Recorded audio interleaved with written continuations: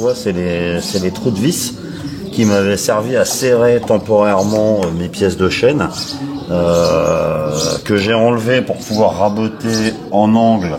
Je vais simplement faire un fraisage avec un forêt de 8. Alors pourquoi un forêt de 8? Parce que l'angle correspond à peu près au fraisage de la tête que je vais mettre dedans, et 8 c'est le diamètre qu'il faut pour des vis de 4.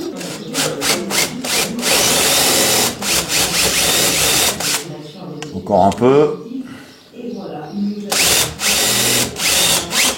Là, c'est pas mal. La tête sera rentrée, donc quand la tôle sera dessus, ça gênera pas. J'ai vissé les deux parties noyées dans la pièce rabotée. Ça, c'est bon à recouvrir par la tôle. Ça va être passé à l'imprégnation époxy. Donc l'idée, c'est d'en profiter pour venir bourrer une petite couche d'époxy sur la tête de vis qui fait qu'elle rouillera jamais.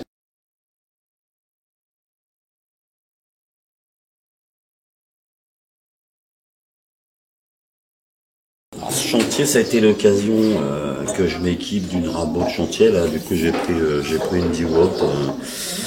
Il n'y a pas trop le choix, hein, c'est à peu près transportable, c'est quand même assez lourd, ça fait dans les 60 et quelques kilos. Alors bon, ça marche hein, par rapport à la rabot d'ego que j'ai à l'atelier. Évidemment, j'ai l'impression que c'est un jouet, mais ça fait le job. Alors par contre, ça vaut quand même 1800 €, un truc comme ça. Donc du coup, il y a deux trucs où je me dis, là, faut pas déconner. Les mecs, ils ont... Là, vous voyez la bascule, il n'y a pas un pied réglable. Ils auraient prévu un seul pied avec un petit V1. Et ben ça change tout, parce que quand on est en chantier, évidemment, on n'est jamais sur un marbre. Donc là, à chaque fois, il faut la caler avec des coins où ça fait chier.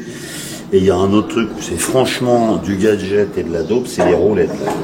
Alors les roues elles-mêmes, ça va, mais la fixation dans les tubes, là, ça tourne. Donc si vous êtes obligé de la traîner, c'est-à-dire vous pouvez...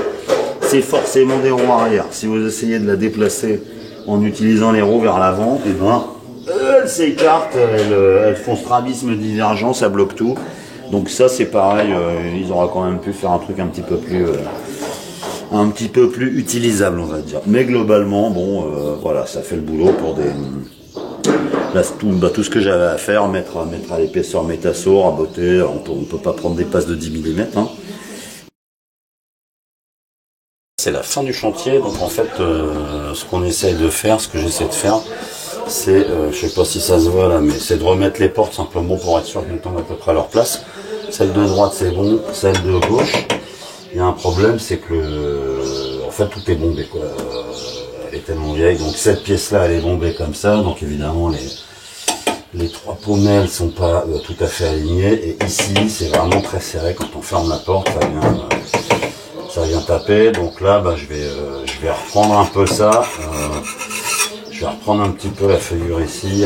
C'est une vraie feuillure puisque ça c'est une moulure, mais au guillaume au moins sur on va dire 35 cm avant et après cette pommelle. Donc comme il n'y a rien de droit, il faut reprendre le réglage du guillaume en permanence.